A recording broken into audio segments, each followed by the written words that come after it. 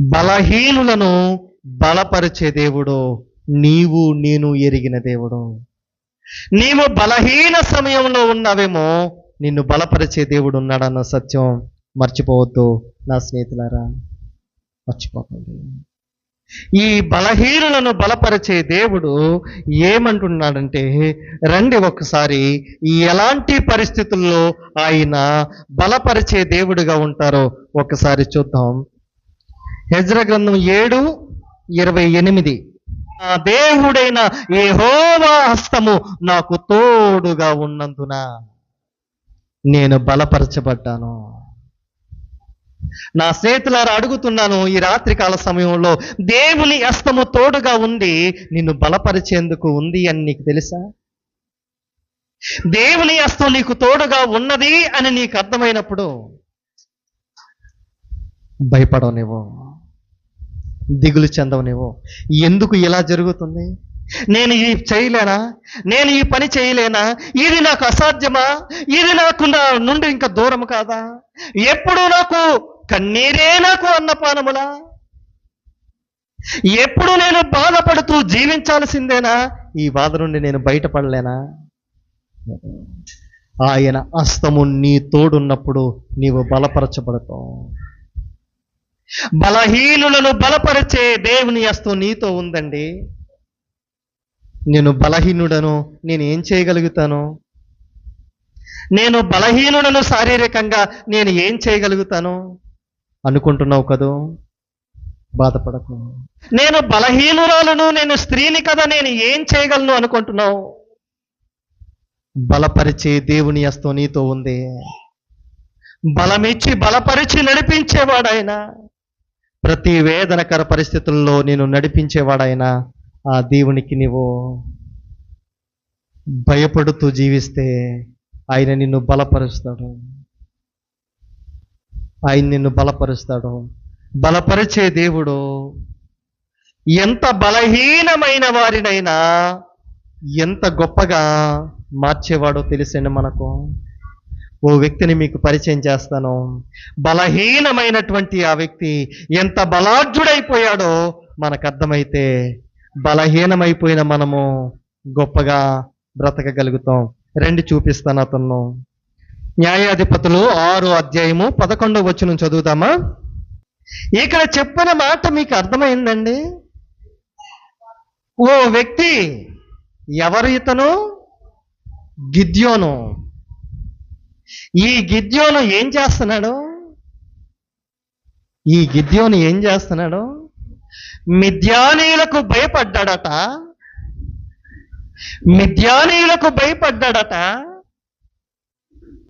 పారిపోయి ఓ మస్తకీ వృక్షము కింద ఆని ప్రక్కనే ఉన్నటువంటి ఓ గానుగ చాటున కూర్చుని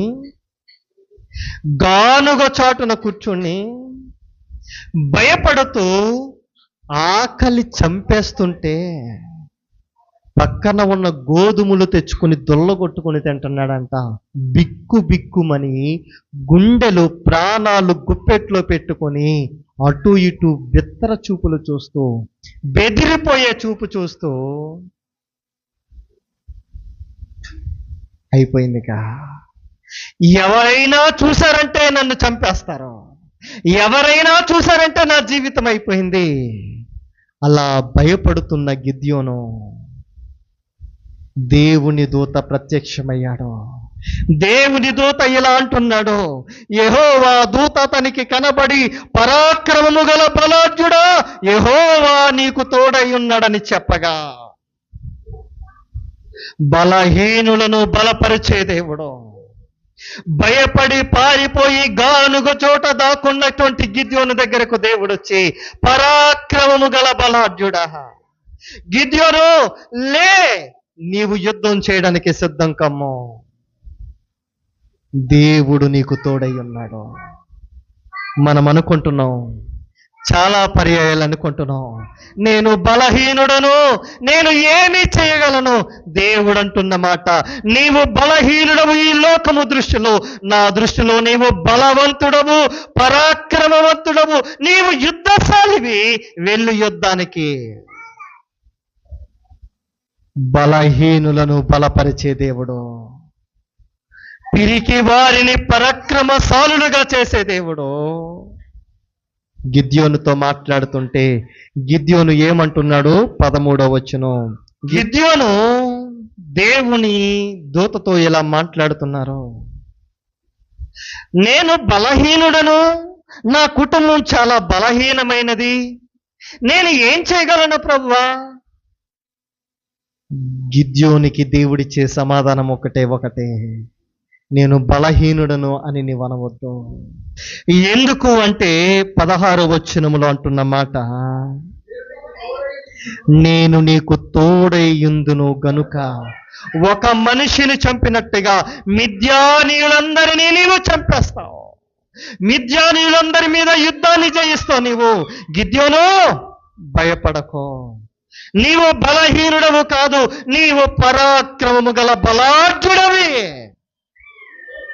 నీవు బలాఢ్యుడవండి, బలాఢ్యుడవు నీవు.